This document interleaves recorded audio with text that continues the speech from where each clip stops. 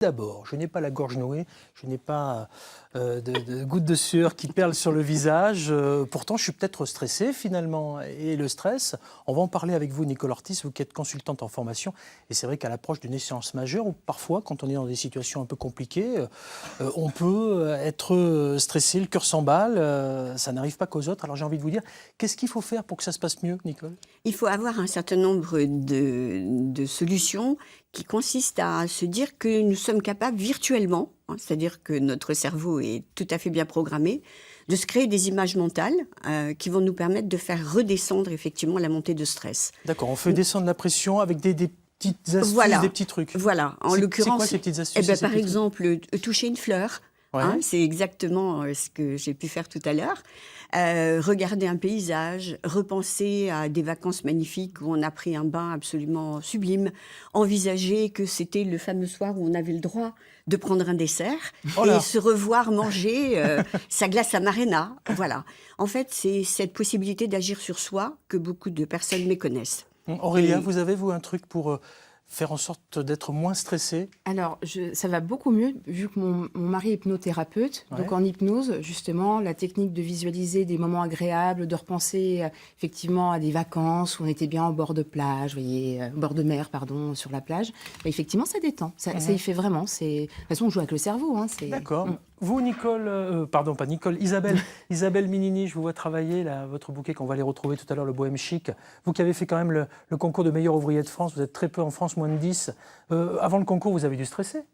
Énormément, mais je pense que pour moi, il fallait ma petite dose d'adrénaline pour pouvoir être un vrai compétiteur, j'allais dire. Je pense que c'est ça. Faites un pas sur la droite, on ne vous voit pas, vous êtes caché derrière le bouquet de fleurs. Je suis cachée derrière mes fleurs. Ouais. Oui, pour moi, c'était très important. Au début, je ne voulais pas. On m'a vraiment poussée à faire les concours. Et après, c'était comme une drogue. Parce que j'aimais juste être dans les starting blocks, comme un sportif de haut niveau. Et après, on vous lâche. Et là, hop, vous donnez tout ce que vous pouvez. Après, Inch'Allah, comme on dit, on verra bien ce qui va se passer, la chance ou pas la chance. On est tous du même niveau. Après, c'est le facteur chance qui joue. Si ce jour-là, on est en forme, on est moins stressé. Mais on peut quand même provoquer la chance et faire en sorte de mettre les bons atouts de son côté. Dans ces cas-là, il y a la préparation, évidemment. Bien sûr, mais je reprends ce que disait Isabelle. Le stress positif, en fait, parce qu'il y a deux catégories de stress. Le stress positif est important pour le challenge. C'est-à-dire que je vais avoir effectivement une mobilisation d'adrénaline et c'est ce qui va me donner la ressource effectivement de faire plus que ce que je fais d'habitude, que ce soit mentalement ou physiquement. Moi qui suis dans l'accompagnement de la préparation mentale des sportifs de haut niveau, beaucoup dans le monde du golf, il est évident qu'il faut un stress positif. Le jour des épreuves, très concrètement, c'était le cas d'Isabelle, elle avait ses petits trucs. Pour Aurélia, pour moi aussi, j'ai mon petit gris-gris, mon stylo, ma feuille, etc. C'est ça ? Très important, votre gris-gris, justement. Lorsque, ça a été la période des examens et puis de la préparation pour les grandes écoles et autres, donc on a eu beaucoup de jeunes les temps derniers en clientèle. C'est extrêmement important, effectivement, d'anticiper. Votre stylo gris-gris, c'est pas rien. De dire effectivement à un jeune qui va être en révision, choisis dans ta trousse un objet que tu pourras emmener effectivement le jour en question et touche cet objet au moment où tu fais tes révisions. Sens bien la sécurité de ta chambre, peut-être tu te fais brûler des bonnes odeurs, peut-être tu as un petit coca à côté, enfin voilà. Tout ça, c'est ta sécurité. Et lorsque tu vas être pendant ton épreuve, au moment où tu as cette montée effectivement qui fait que tu vas avoir dans ta tête soudain quelque chose qui se brouille, tu ne peux plus aller vers ta mémoire. Touche l'objet, retourne dans ta chambre. Et à cet instant, ça devient magique. C'est le gris-gris, exactement ce que vous dites, Pascal. Alors, chacun avait sa méthode. On va voir quelques personnalités de Bourgogne et de Franche-Comté.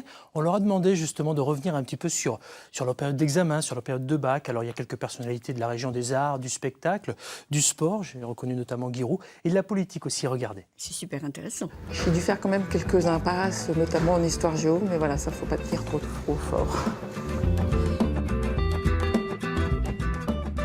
Les maths, c'était pas mon fort. Et donc, le jour où j'ai passé le bac avec l'épreuve de mathématiques, à la toute fin de l'épreuve, quand j'ai posé mon stylo sur la table, je me suis dit « Yes, plus jamais de ma vie je ne ferai de maths ». J'ai eu un deuxième après le rattrapage. Et donc, ça a été quand même un peu compliqué. C'est très stressant. Mon meilleur souvenir, ça devait être une épreuve de français. Ça portait sur les personnages de romans. Et j'ai adoré cette dissertation. Je révisais comme une bête. Je révisais 14 heures par jour. J'ai mis toutes les chances de mon côté, donc révision, et ça commençait tôt le matin et ça se terminait assez tard le soir. J'ai une mémoire visuelle, donc j'avais beaucoup de petites fiches et puis de schémas. J'ai dû faire quand même quelques impasses, notamment en histoire géo, mais voilà, ça ne faut pas dire trop fort.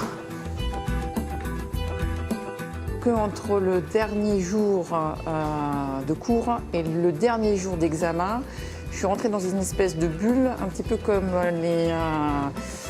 les grands sportifs qui se préparent à un marathon. Stress comme un match.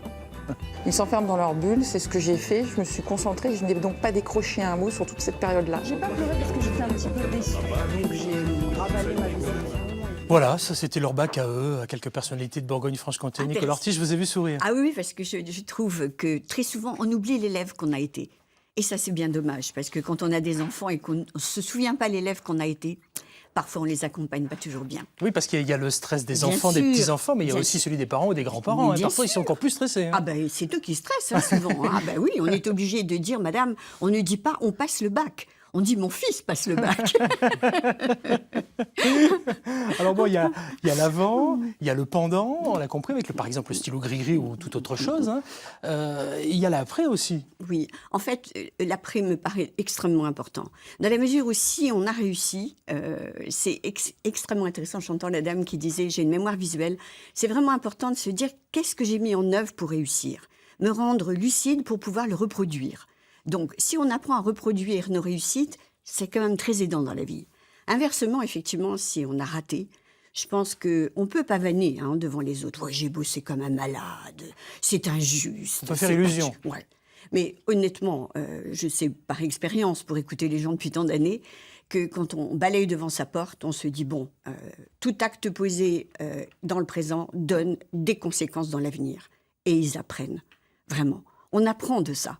Donc on se dit, la prochaine fois, il faudra que je sois vraiment capable de prévoir, comme le disent les gens, d'anticiper, de planifier. Il n'y a pas de miracle. Hein. Nous, on a des jeunes qui viennent nous voir 3 semaines avant le bac, qui ont glandé toute l'année et qui croient que parce qu'on est coach scolaire, on va pouvoir leur permettre de faire des bons. Non, c'est pas possible. Je pense qu'on apprend énormément, effectivement, de ces moments où on s'est surestimé. Alors comme quoi la vie est faite de plein de choses, hein. Il n'y a pas de miracle pour celles et ceux qui, entre guillemets, ne travaillent pas, hormis peut-être le facteur chance. Par contre, il peut y avoir des miracles en matière de fleurs.